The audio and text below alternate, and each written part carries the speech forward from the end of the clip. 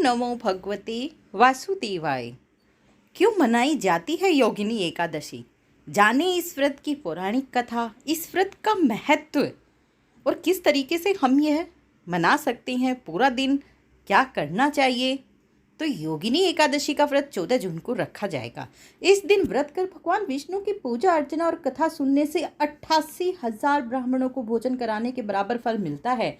आषाढ़ मास के कृष्ण पक्ष की एकादशी को योगिनी एकादशी कहा जाता है। इस दिन भगवान विष्णु की पूजा आराधना की जाती है। माना जाता है कि इस एकादशी का व्रत करने से समस्त पाप इंसान के नष्ट हो जाते हैं।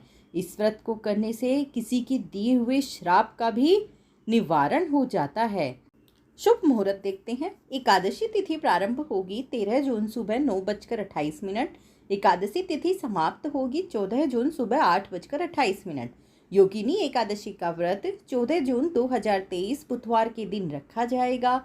योगिनी एकादशी पारण मुहूर्त है 15 जून गुरुवार सुबह 5:22 से 8:10 तक। इस दिन आपको क्या करना चाहिए? योगिनी एकादशी के दिन श्री हरि के भजन करें और उनके नाम का जाप करें। इस दिन भजन कीर्तन करने से सभी पापों से मुक्ति मिलती है। इस दिन व्रत रखने और साधना करने से सभी समस्याओं का अंत होता है।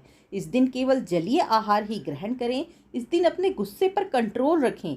जितना ज़्यादा संभव हो विष्णु जी के साथ शिव जी की भी उपासना करें और ओम नमो भगवते वासुदेवाय मंत्र का लगातार जाप करते रहें। योगिनी एकादशी देह की समस्त आदि व्याधियों को नष्ट करती है और सुंदर रूप, गुण और यश देती है। योगिनी एकादशी का व्रत तीनों लोकों में प्रसिद्ध है। माना जाता है कि इस व्रत को करने से जीवन में समृद्धि और आनंद की प्राप्ति होती है। इस एकादशी का व्रत करने से 88,000 ब्राह्मणों को भोजन कराने के बराबर पुण्य मिलता है। इस एकादशी का व्रत करने से सभी मनोकामनाएं पूरी होती हैं। यह व्रत मोक्ष का मार्ग प्रशस्त करता है। माना जाता है कि इस व्रत से इंसान के सभी पाप नष्ट हो जाते हैं। तो सुनते हैं योगिनी एकादशी की पौराणिक कथा।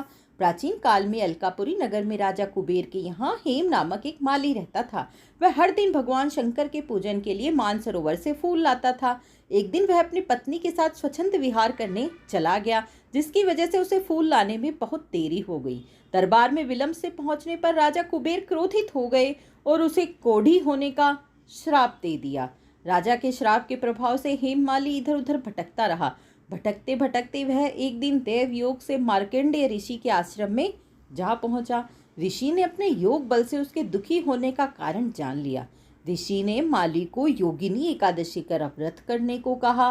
व्रत के प्रभाव से हेममाली का कोढ़ समाप्त हो गया और उसे मोक्ष की प्राप्ति हुई। तो देखा आपने, इस तरीके से योगिनी एकादशी का व्रत विधि विधान से करेंगे तो प्रभु हमारे सभी कष्टों को हर लेंगे।